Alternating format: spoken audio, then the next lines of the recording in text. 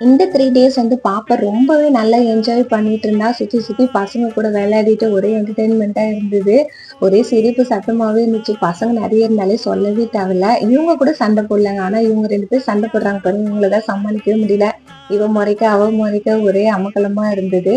இங்க இருந்து கோவளம் பீச் ரொம்ப கிட்ட தான். பாப்பா இதுவரைக்கும் நான் பீச்சுக்கு கூட்டு போனதே இல்ல. அவளோட ரியாக்ஷன் எப்படி இருக்கு அப்படின்னு சொல்லி பார்க்கணும்னு ரொம்ப ஆசையா இருந்தது. அதனால கூட்டிட்டு போயிருந்தேன். தண்ணிலலாம் வீட்ல விட்டா நல்லாவே விளையாடுவா. அது என்னன்னு தெரியல. பீச்சு கிட்ட போக போக அந்த சவுண்ட் வந்து அவளுக்கு ரொம்ப டிஸ்டர்பா இருந்தது. கால வச்ச உடனே அவளுக்கு ஒரு மாதிரியா ஃபீல் பண்ணிட்டு, அதுக்கப்புறம் தூக்குன்னு தூக்கிட்டே தான் வச்சிருந்தோம். இறங்கவே இல்ல. ஆனா நல்லா வேடிக்கை மட்டும் நல்லா பார்த்துட்டு இருந்தா. அது இல்லாம கோவளம் பீச்ல சொல்லவே தேவையில்ல. ஃபிஷ் எல்லாம் இருந்துச்சு. அதையும் பார்த்துட்டு கொஞ்ச நேரம் வந்து டைம் ஸ்பெண்ட் பண்ணிட்டு வீட்டுக்கு கிளம்பி வந்துட்டோம். இன்னும் கொஞ்சம் பெருசான பிறகு தான் பீச்சுன்னா என்ன அப்படின்னு மேல தான் அடம்பிடிப்பா போல இருக்கு. இன்னொரு வீடியோல பார்க்கலாம். பாய்.